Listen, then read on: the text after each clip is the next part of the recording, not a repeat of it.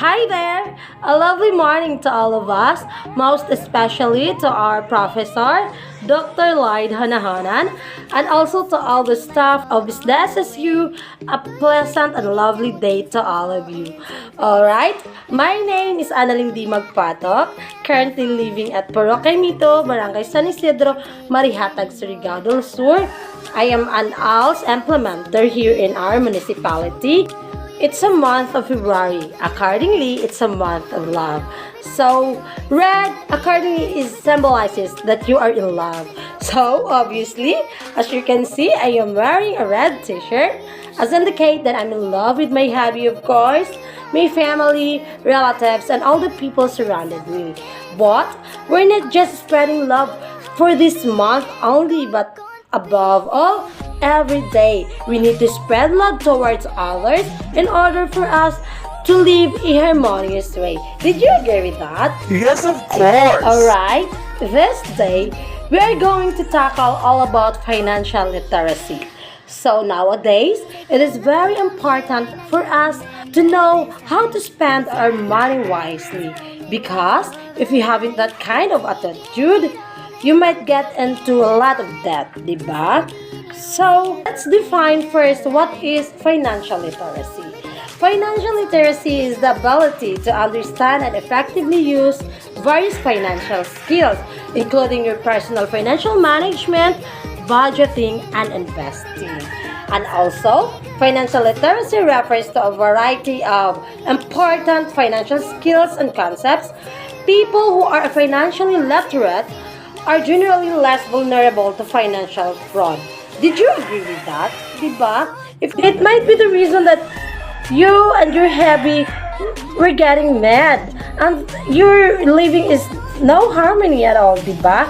So, what is important about the financial literacy is it will help you to protect individuals from becoming victims of financial fraud, which is a type of crime that is unfortunately becoming more commonplace nowadays.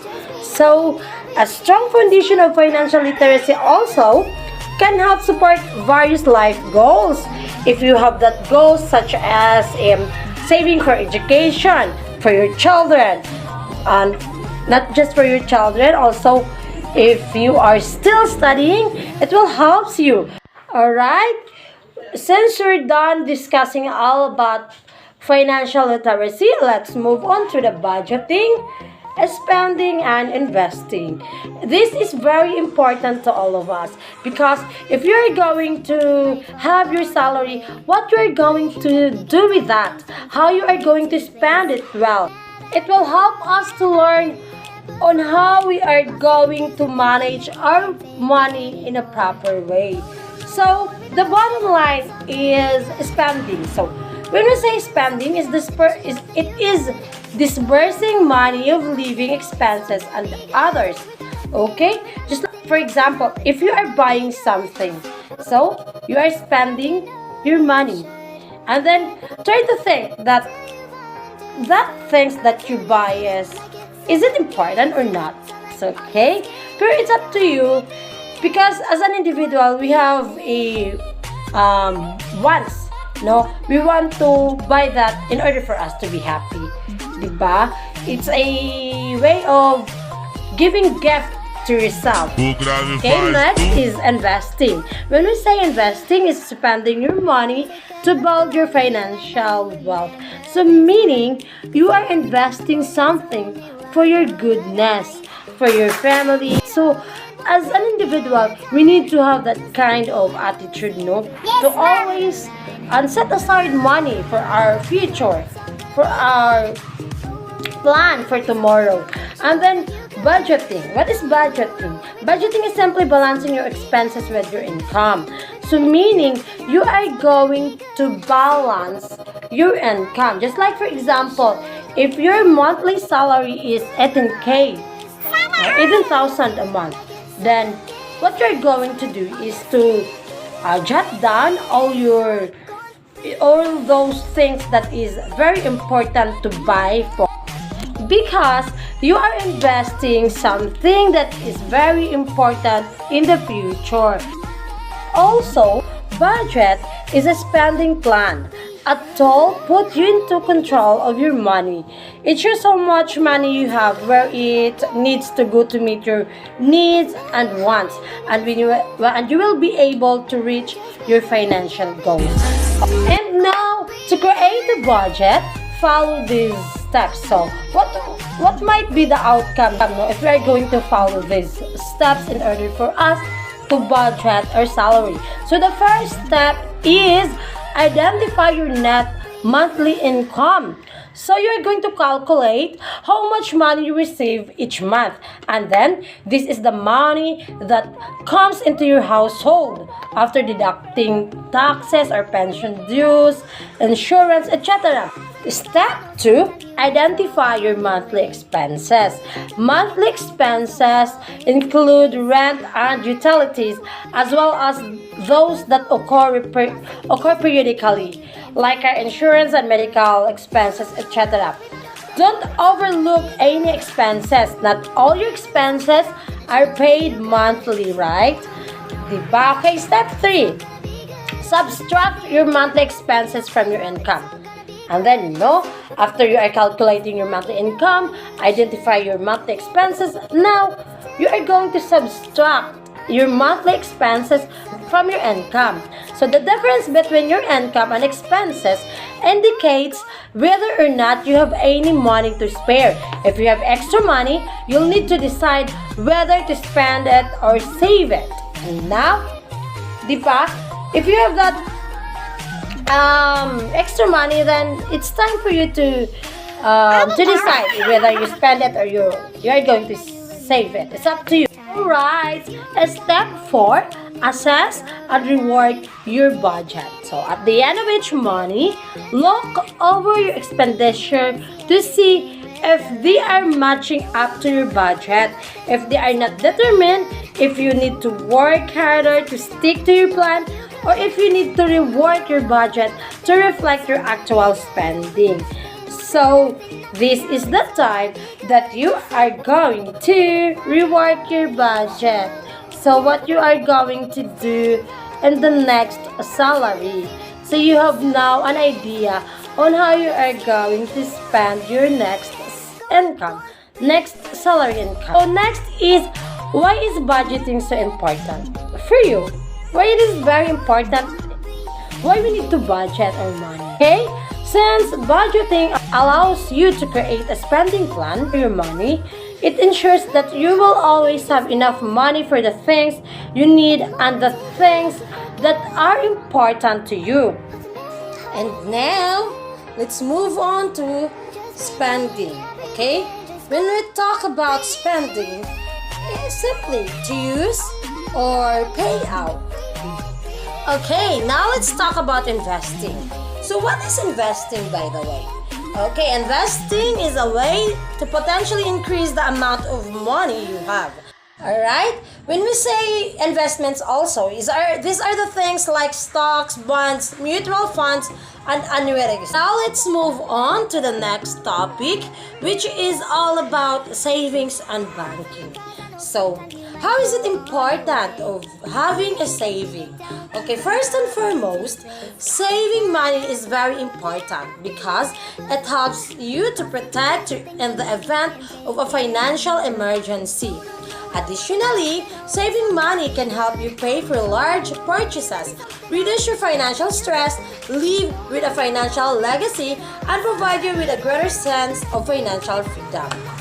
Also guys, if you have a savings, it seems like it's stress-free, right? Because you don't know what's gonna be happen next. So if you have that financially emergency, then you're ready for it because you have already your savings, no? You are prepared for it. Next is banking. So what is banking? Banking is defined as the business activity of accepting and safeguarding money owned by other individuals and entities, and then lending out this money in order to conduct economic activities such as making profit or simply covering operating expenses. So, banks is really play an important role in the economy for offering a service of people wishing to save. no, wishing to save their money.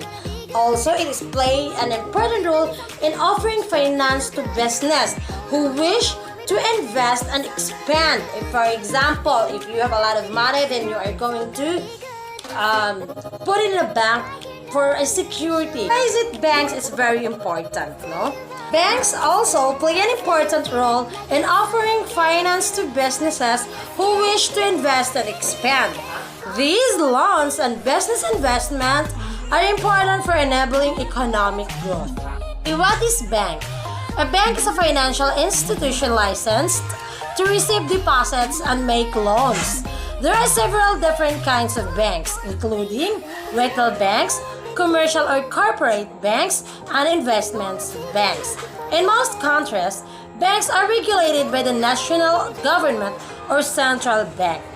Now guys, I will give you the best 10 tips to avoid financial scammers. It is very important, guys, because imagine you are saving money for your future, and then it will just put into another hands.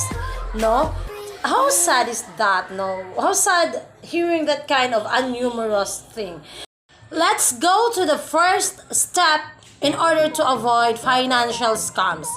First step is that never wire money to a stranger. Never, never, again, never wire money to a stranger.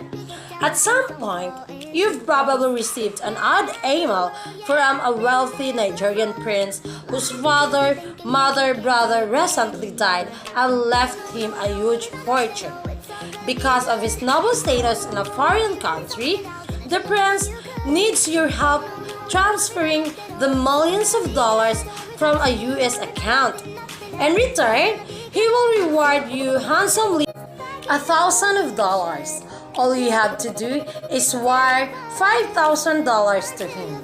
Although it's one of the oldest internet scams in the book, there are still consumers who will fall for this rip-off or some variation of it.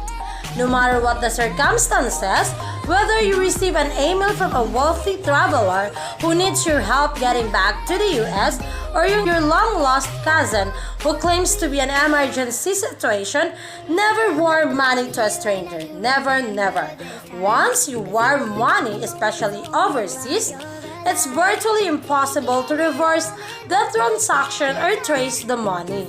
If you're worried about your cousin, check separately, and then she will probably be safe at home, and you can alert her that her account has been hacked.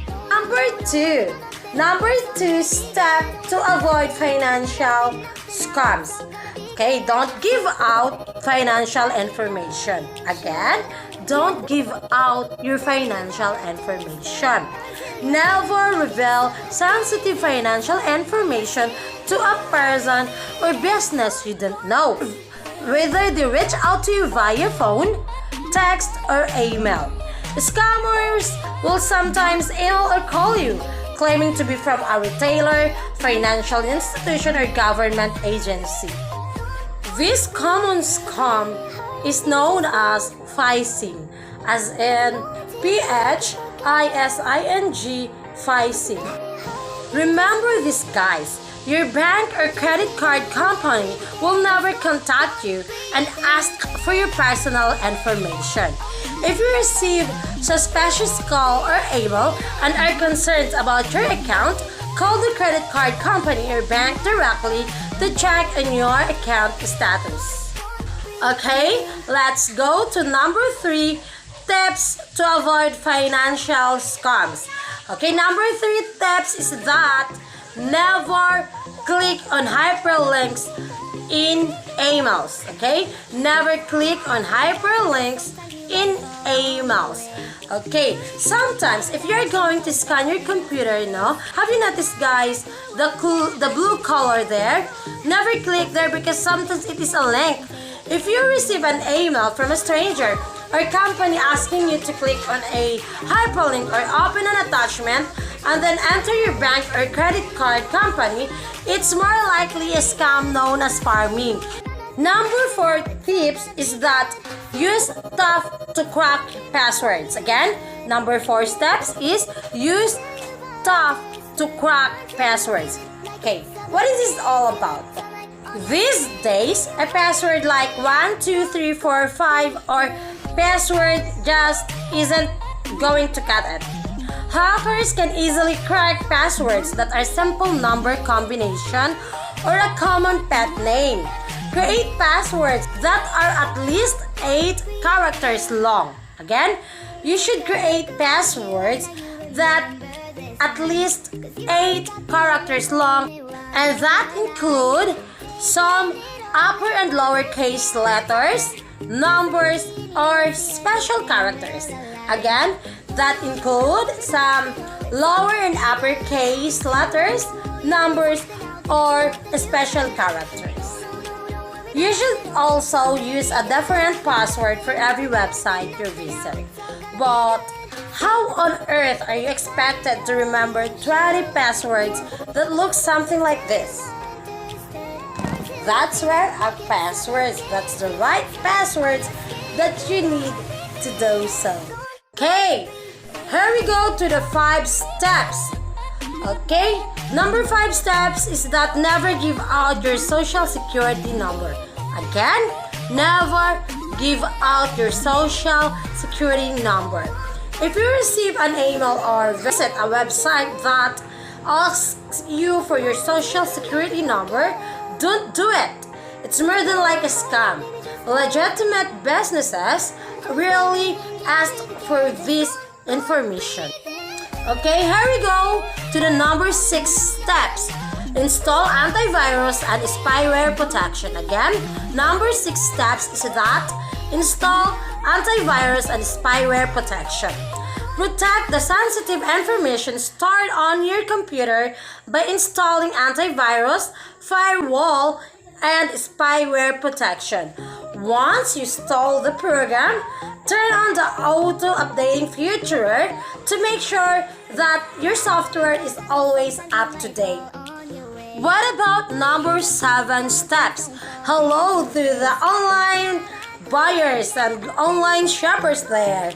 Okay? Number 7 steps is that don't shop with unfamiliar online retailers. Again, don't shop with unfamiliar online retailers. When it comes to online shopping, only do business with familiar companies. If you're interested in purchasing a product from an unfamiliar retailer, do some research first to ensure the business is legit and trustworthy. Here we go to the number 8 steps. So what is the number 8 steps? The number 8 steps is that don't download software from pop-up windows. Again, don't download software from pop-up windows. Most of the time, if you are going to scan your computer, there is a software that automatically will pop up. And then, don't click it. Ignore it. And then, never mind with that. When you're online, be wary of pop-up windows that appear and claim your computer is unsafe. If you are going to click on the link in the pop-up to start the system scan or some other program, malicious software known as malware could damage your operating system. What about number 9 steps? Number 9 steps is that make sure that websites you visit are safe. Again, make sure that your websites you visit are safe. Before you enter your financial information on any websites, double check the website's privacy rules. Also, make sure the website uses encryption, which is usually symbolized by a lock to the left of the web address. When you see the lock, this means the information you're entering is safely encrypted and protected against hacker. Here we go to the number 10, the last but not the least steps to avoid financial scams is that only donate to known charities. Again, only donate to known charities. If you have a plan to donate some, you should make sure that it is a known charity. If you receive a call or email solicitation for a charity looking for donations, do your homework before you whip out your credit card. Again, do your homework before you whip out your credit card. Some scammers create bogus charities to steal credit card information. No? We heard a lot of times about insurance, especially when you are going to have a bank or in any company. So what is really insurance is? Insurance is a term in law and economics. It is something to buy to protect themselves from losing money. In exchange for this, if something happens bad to the person thing that is insured, the company that sold the insurance will pay them money back. Okay? That's why the reason that if you are going to have a bank or in any company, there is an insurance. Insurance, guys, helps you own a home because mortgage lenders need to know your home is protected. It covers you for repairs and replacement of any damage that's covered in your policy. Now let's talk about taxes. No? It's very common when we talk about tax payment. So what is it all about? Who are those people who need to pay taxes? Okay. Before anything else, what is taxes all about? Okay, when we talk about taxes, these are involuntary fees levied on individuals or corporations and enforced by a government entity, whether local, regional, national, in order to finance government activities. Tax is an amount of money that you have to pay to the government so that you can pay for public services such as road and schools and many more. When a person or company is taxed, they have to pay a part of their income or profits to the government. When goods are taxed, a percentage of their price has to be paid to the government. While there are many individual taxes, following are the main types of taxation. They describe ways that a tax applies to the person or group being taxed. Okay, there are three main types of taxes. First is progressive taxes. So what is progressive taxes? This is a type of taxation whereas you have more income that is subject to tax. You pay higher average rates. This relates to income taxes. The term progressive mostly comes from the fact that as taxable income increases, the tax rate gets progressively higher. Okay, the federal income tax brackets are an example of progressive taxation. Income in a higher range at a higher rate. A progressive income tax may also be referred to as a graduated income tax. The second type of taxes is what we call regressive taxes. The opposite of a progressive tax is a regressive tax. This is a method of taxation whereas you have more that is subject to tax. Your average tax rate is lower. Okay, the last but not the least, three main types of taxes is what we call proportional or flat taxes. Okay, what is proportional or flat taxes? It is one where the amount you pay is proportional to how much you have. You will also hear people refer to this as a flat tax. For example, imagine that you live in a state with a flat income tax of 5%. Each taxpayer will pay 5% of his or her taxable income. Now, I will give you a tips on being financially. According to Deborah Folles, although making resolutions to improve your financial situation is a good thing to do at any time of year, many people find it easier at the beginning of a new year. Regardless of when you begin, the basics remain the same. Here are the 10 keys to getting ahead financially. Number 1 rule: get paid what you're worth and spend less than you earn. Again, Get paid what you're worth and spend less than you earn. It may sound simple, but many people struggle with this first rule. Make sure you know what your job is worth in the marketplace by conducting an evaluation of your skills, productivity, jobs, tasks, contribution to the company, and the going rate both inside and outside the company for what you do. Okay? Being underpaid even as let's see $1,000 a year can have a significant cumulative effect over the course of your working life. No matter how much or how little you're paid, you'll never get ahead if you spend more than you earn. Often, it's easier to spend less than it is to earn more, and a little cost-cutting effort in a number of areas can result in savings. And it doesn't always have to involve making big sacrifices.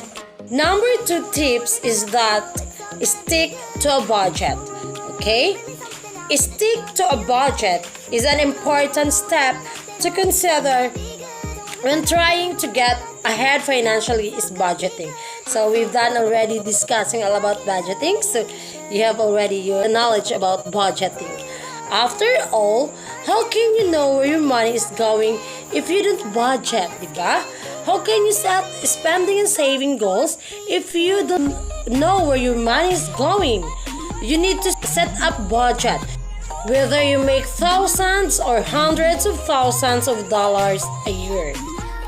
Number 3 tips is that pay off credit card debt. Okay, when we say credit card debt, it is the number 1 obstacle to getting ahead financially. Those little pieces of plastic are so convenient to use, and it's so easy to forget that it's real money we're dealing with when we whip them out to pay for a purchase, large or small. Okay. Despite our good resolves to pay the balance off quickly, the reality is that we often don't and end up paying far more for things than we would have paid if we had used cash. Number 4 tips. Number 4 tips is contribute to a retirement plan. Contribute to a retirement plan. Okay? If your employer offers a 400k plan or another type of employer-sponsored retirement savings program, you should consider contributing to it if you can afford to. Often, with 400k plans, your employer will contribute the same amount that you put toward your account up to a certain percent. This is often referred to as an employer match. If your employer doesn't offer a retirement plan, consider an IRA. Okay? Number 5 tips or rule is that having a savings plan. You need to have a savings plan. You've heard it before. Pay yourself first. If you wait until you've met all of your other financial obligations before seeing what's left over for saving, chances are you'll never have a healthy savings account or investments. Resolve to set aside a minimum of 5% of your salary for savings before you start paying your bills. Better yet, have money automatically deducted from your paycheck and deposited into a separate account. Number 6 is that invest. Okay, you have already your knowledge all about investments now because we've tackled that a while ago. Okay, what is invest? Okay, if you're contributing to a retirement plan and a savings account, and you can still manage to put some money into other investments, all the better. Number 8 is that review your insurance coverages. Too many people are talked into paying too much for life and disability insurance. whether it's by adding these coverages to car loans, buying whole life insurance policies when term life make more sense, or buying life insurance when you have no dependents. On the other hand, it's important that you have enough insurance to protect your dependents and your income in the case of death or disability. Okay, number 9, update your will. Again, update your will. In 2020, just 32% of Americans had a will. If you have dependents, no matter how little, how much you own, you need a will. If your situation isn't too complicated, you can even do your own with software like Willmaker from Nolo to better protect your loved ones. Consider writing a will. Lastly, keep good records. Again, keep good records. If you aren't careful about keeping through records, you're probably not claiming all your allowable income tax deductions and credits. Set up a system now and use it all year. It's much easier than scrambling to find everything tax time, only to miss items that might have saved you money.